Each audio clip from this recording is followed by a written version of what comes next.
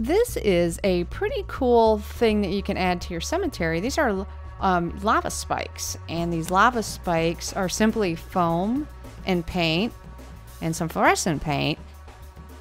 Pretty quick work, so let's get into it here using some spare foam. Everyone's got spare foam, right? So glue your spare foam together using Glidden Gripper or whatever foam board glue you got. Here using an industrial hot knife to carve out these spiky lava obsidian crystalline spikes that hopefully look like they are emerging out of your lawn. And what's nice about the industrial hot knife, it leaves a nice texture behind, a lot like I would think lava would look.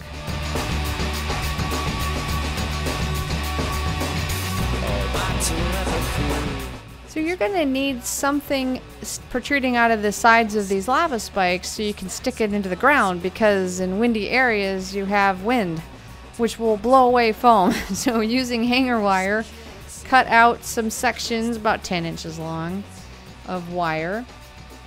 You're going to bend it using this really neat tool called a handy bender.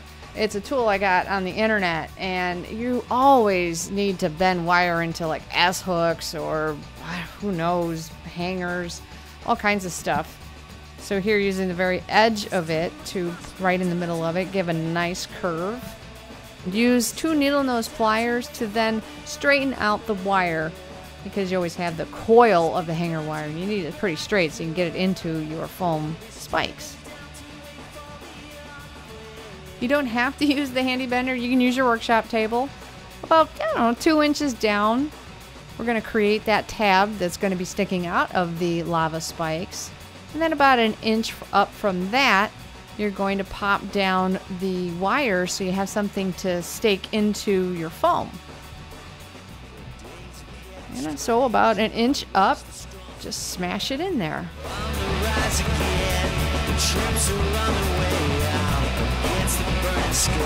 What's a prop without a glue gun use? So you use your glue gun to put a couple of glops of glue on there to keep that spike from popping out.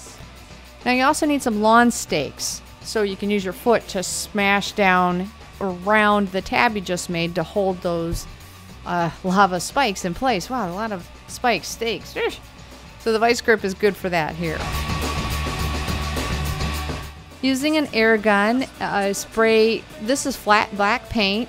It's still wet though, and I wanted to stop and say for a moment, consider using gloss black, because it's still wet here, but look, it looks like obsidian, like crystal. So something to think about. You can go flat black or gloss black. Okay, kind of screwed up here. I would do these cracks for the lava before you paint it black, because you're just going to have to paint it again. Anyway, use a marker, mark out where you think lava would have cracked this, the molten lava, and then use a hobby knife and cut it on both sides and gouge out with your pottery tool and leave it rough looking. You want it to look like the lava has just cracked open and showing that molten lava underneath. Now we're going to paint those cracks with red fluorescent paint. Had to do 2 coats here, so you want to make sure it's very vivid after it dries. Now here's a picture of real lava, and look at the orange and the yellow that's also in there, so we're going to try to replicate that. So here's the orange, and you're not going to repaint the red. You want to have the red still showing on the edges. So put the orange kind of in a thicker line, and now this is deep yellow in a thinner line.